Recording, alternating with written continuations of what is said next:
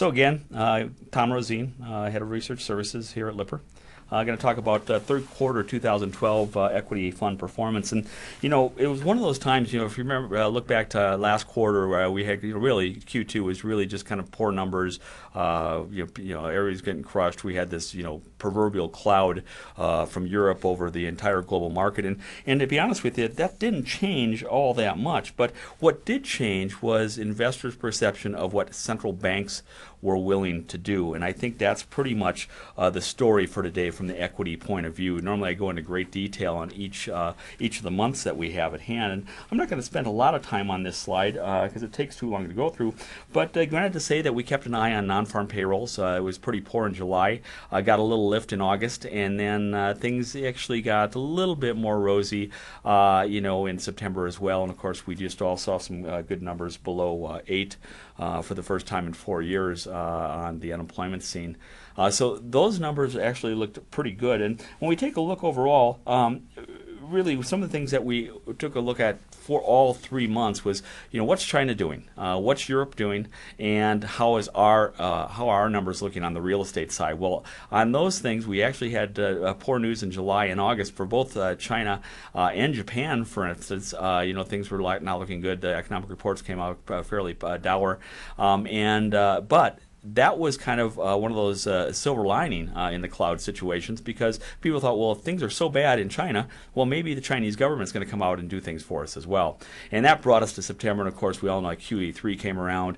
People certainly cheered that, and if you will, the market continued to rally. I think you're going to see that even though we only had 2.64% return in September, really a lot of the big moves, particularly in India region funds, 14.48%, gold and base metals were certainly a story that we could write about and talk about. In fact, that is what this whole basic thing is on, is a lot of momentum got caught up in August and September. And what we saw is that investors were betting on the fact that China would prop up its economy, that Europeans would prop up their economy, that the Americans would prop up their economy. And by the way, India region funds as well.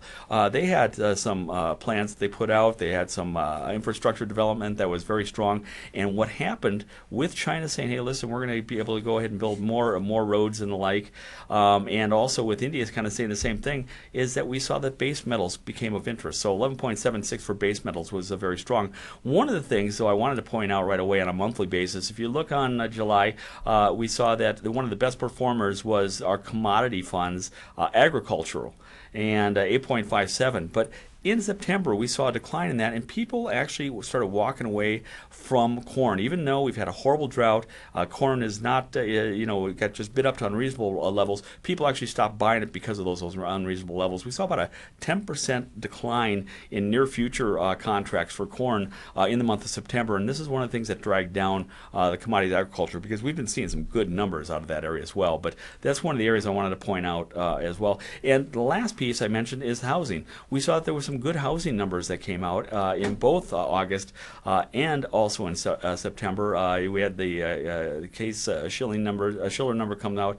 Those look pretty good on home prices. We saw existing home sales jump 7.8%. So again, overall, it was pretty good. Well, let's get focused on the actual classifications, macro groups, and what they did for the quarter. Equity funds, we take a look at them, we're up 5.72, and really is not too surprising to me, considering that the European debt woes kind of receded, and China was doing some better things for their economy as well, that we see world equity funds jump to the top of the macro group. 6.63% for the quarter, followed by sector equity funds, United States diversified equity funds, and mixed asset funds. Over 96% of all funds in this universe, the equity universe, actually saw plus side performance. And again, remember I told you, part of the story, though, was that investors were, two things, still nervous about what was going on, and they were really looking at base metals. But in addition, because of QE3, we saw a bid up of gold. People are concerned that this might turn out to be inflationary. So gold actually turned 22.39% return. We had the commodity precious metals up 15.65, and of course India region funds, which I told you had a phenomenal period in actually September itself, saw a 13.74% increase, and then the base metals were up 11.16%. Of course, anytime we have that type of run, dedicated short bias funds down 10.63% is not too amazing. That's certainly what's going to happen. But we saw the commodity specialties fund. Again, this is funds that are either 2 times, 3 times using leverage, or else they're short, come in about 1.32%. U.S. dollar lost against the pound, the euro, and the yen, so that wasn't too surprising. And gold gained about 10.45%. I do want to say equity funds. Now, when I'm taking a look at the equity funds overall, year to date up 12.18%. I don't know that anybody expected that type of return, when we were talking about Q2 a few months back. So this was certainly a phenomenal roll for us. As we move on to the United States diversified equity funds, a lot of that performance that I was just talking about year to date actually came from United States diversified equity funds. They actually are the leader from the year to date perspective over world, over mixed assets, and over sector equity funds. So they certainly had a very strong period of time, and they were helped out by very strong performance of what actually did poorly last quarter. Diversified leverage, or equity leverage as we call it now, 10.73%, and then we had our extended large cap core funds. Actually, that should not be a negative 6.7. I'll get that number for you a little bit later on. The quarter laggards, though, dedicated short bias down 10.63%, and equity market neutral funds basically just staying positive 0.87%. For the month of September, though, it changed a little bit as far as rotation goes. We saw small caps come in favor, 2.82%. We haven't seen that for quite some time, and of course, this is one of those situations where we're taking a look. Year-to-date returns, again, up 12.85%. This was possibly due to diversified leverage, our extended large cap core funds, and then also taking a look at small cap run as well. We'll see those numbers in a little bit more clarity on the next slide.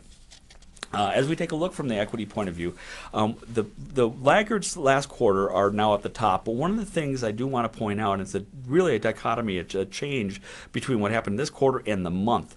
We see large caps at the very top of the chart, at the top of the heap here, having the best performance. In fact, if we take a look even farther and go down, we saw small caps kind of in the lower part of the area not doing so well. And certainly that was a change that we saw for the month of September. So we're seeing people actually venture off into the small cap arena.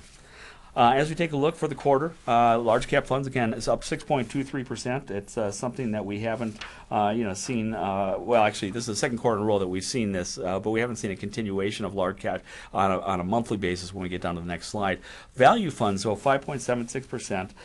One of the things, people were willing to go back out on the risk spectrum, but I will tell you this, there are only 18 basis points separates value and growth. So they weren't really playing a growth and value continuum. They were really playing, at least on a quarterly basis, for the large caps, and I think it's because investors originally were still going after dividend and dividend income because they thought that's what they needed. But after the Fed came in and pretty much pulled the rug out from under people, they forced them to go after a little more aggressive type of securities. We're now seeing them again in value, but going after more of the small cap arena. We'll see that in the next slide as well. So again, value stocks still did very well, up 2.6%, and they were the best performing group.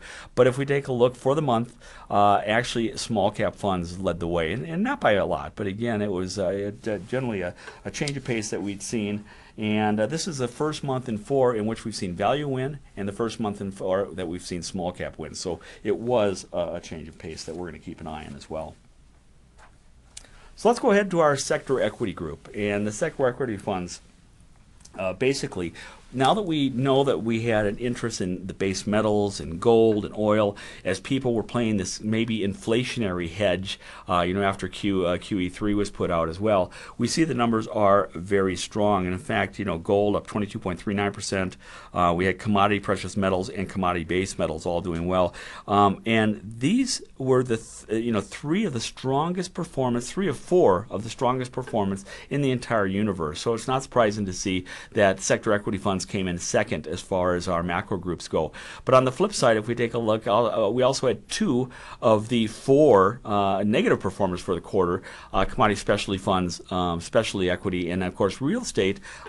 It saw its heyday over the last several months. People were interested in dividend incomes. They were only able to post about a 0.72% return. Year to date, this group is only up 10.77%. But one of the things I wanted to point out is what happened in September. Again, people after QE3 had thought about inflationary moves. Also, we heard some merger talk in some of the base metal mining organizations. And last, we saw that China approved a plan to spend about $156 billion on infrastructure development. And again, this turned out to be a boon for those people that were looking at the base metals and the like. So again, as we take a look at this, it just kind of shows you where everything was. You saw precious metals, commodity, base metals there. But I do want to point out that also next down we see the international real estate funds. People are still looking for yield, and they're getting quite a handsome yield from some international spaces as well. So we're seeing international real estate funds at the top. Also, we're seeing back to the base metals and natural resources group. We see natural resources doing much better. Of course, oil had a very good run. But telecommunication funds, why did they do well? Well, we see people moving to 4G environment. In addition, they also have a handsome dividend yield as well. So we saw those type of things. And of course, global financial services, those saw some movements as well. And again, I think that's back to the yield play. Again, real estate, managed futures, commodity specialties, those were the funds at the bottom. If we take a look at the world equity funds, again, it wasn't too surprising to see that, with central bank intervention, China's stimulus plan, and of course the dollar getting beat up, and it wasn't really bad, but losing some ground against most major foreign currencies, to see them in the #1 position in both for September and also for the third quarter. In the lead was India region funds, and India region funds certainly had some fairly good news. As we took a look at it over the past several months, first of all, their NSE index was at a 15-month high, and this is only after they instituted some fiscal and economic reforms. They raised some taxes on rail fares. They were trying to do some adjustments with taxes for foreign direct investment, which they haven't been doing very, very much with. And also they're trying to create some road projects, and they're cutting taxes on overseas borrowing. So this was a big plus for the Indian market, and it really moved them quite strongly. If you can see, in September, that's where they got most of their move, 14.48%. So it was almost all in the last month. And including China, we got some move in September. But remember, there was some poor economic news for both Japan and China. And of course, they've been arguing over some island claims in the East China Sea as well. So people are kind of keeping an eye on Japan and China region funds, again, for the quarter only gaining 3.23%. This group up 11.46% for the year-to-date time period. And we'll move on just a second to the next slide. Next slide will basically just show us that we're looking at the international global quarterly reviews for the 3x3 matrices that we have for these particular groups. And in particular, we'll see that, in fact, small mid was in favor for both groups, for both time periods. So they weren't going after large. People were willing to go out in the risk spectrum and go after the small cap funds. But we do see that for the international funds, they were going more after growth, and for the global, they were more after core. Again, the separation between core and value and growth is not a significant amount of return, but we do see small mid caps really putting a good show on for the international group. As we take a look at the world equity funds, the same thing. It was really last quarter's laggards, European region funds, India region funds, those type of funds are actually rose to the top. And at the bottom, of course, Japan and China, both having, poor economic news. And people really were just keeping a wary eye on whether China was going to realize any of its, new changes. If they just came out with, as we all know, we talked about last quarter, basically they had two interest rate cuts. They've been playing with the reserve requirements for the banks, but in addition to that, they've actually announced some new infrastructure developments. So they're going to be working with roads and like, and that was one of the things that people were looking for as well, is to see if China region was actually going to put more of a stimulus package on, and they certainly did, and that was a boon for them, at least in September. We'll see if that continues as well.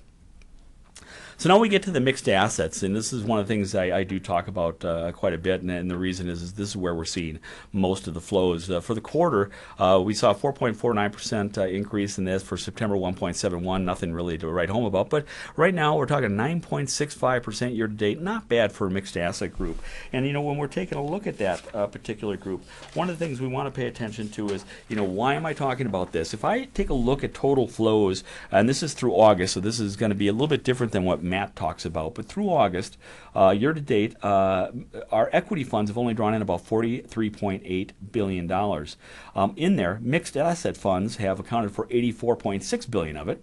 so you know that somebody's got to be negative. USDE funds have lost about 70.5, while sector equity funds have taken about 8.5, and world equity funds have taken in 21.1. So obviously there is a need for us to keep an eye on these groups, because really the set 'em and forget 'em crowd has been quite large and quite vociferous this year, at least from money flows goes. Well, let's go to the final piece, and this is kind of what's up ahead. And the things that I have a concern about is we had a lower than expected September's non-farm payroll, 114 versus 115. Well, we didn't miss it that much. I think people were very happy, and you can see this at the bottom of my sheet as well. People were very happy to see our unemployment rate drop to 7.8, again, dropping below the 8% mark for the first time in 4 years. But the trick is, I think most people think we need to have 150 to 200,000 to make this, anything that's sustainable. We also obviously have our European debt issue, and China's continuing slowing growth. It sounds like things are back on track, but as we all know, it's on again, off again with European debt issue, and certainly the countries that are involved. I think one of the bigger issues facing us going forward, two of them: presidential election, it's uncertainty. I'm not saying whether it's good or bad for either one to come in, but basically just the uncertainty of it, and the surrounding right now, the fiscal cliff, mandatory spending cuts and tax increases. And one of the things that we've been seeing is people put money to work in dividend-paying funds. And if there is going to be a cut in taxes, or if we're going to let the Bush tax cuts expire, that means that dividend income coming from equity funds will jump back up from the now 15% rate up to the highest marginal tax rate, which could be up to 39.6. We have shown in prior publications of my tax paper that investors, since the tax cut, since 2002, investors have seen about a 286% increase, equity investors have seen a 286% increase in income distributions, but they've only seen about a 95% increase in their taxes during that whole time period. And so proportionally, we're saying that there was a lot of income going in there because they could get dividend income at a lower tax rate. We believe that once that sunset provision actually comes off, that there may be two things. Investors are not going to be as likely to go after dividend-paying funds, and then the last piece is that maybe firms will be less likely to give out these big distributions. Right? This is something that's changed in the last 10 years. People have been doing that. Anyway, so we've had some kind of disappointing things. I think there's some question on whether QE3 is inflationary or not. So certainly we're going to keep an eye on that as well. But a couple of things to kind of ramble on about. September non-farm payrolls are good. September ISM non-manufacturing numbers are up 5.1 to 55.1. And by the way, I think you may recall that they were kind of on their way down for a little while, never got below 50. But the manufacturing index rose to 51.5, breaking above the 49.6 which was contractionary, and also that was the third consecutive month in a row that we saw that they were being in a contraction, and right now we're actually above that, so that's a good sign. A last piece that I kind of wanted to talk about was the Fed. Don't fight the Fed and other central banks. This is something where I think we may get some legs out of it for a little while, but we've already seen some of that interest roll out of there. But over the next couple of months, we certainly do have support. It seems the central banks are willing to do whatever they can do to keep the markets going, and that'd be India, that'd be China, that would be from ECB and also the Fed. So it looks like they're willing to do whatever it takes to keep the market rolling and get employment back on track. And so for the next couple of months, we may see a little bit of run, but I do have concern over a longer period of time that we could see some inflationary runs. Well, that's it for my rambling today. Again, if you have any questions, please send them along. If not, I'm going to go ahead and hand this off to Jeff, and we can take questions at the end as well.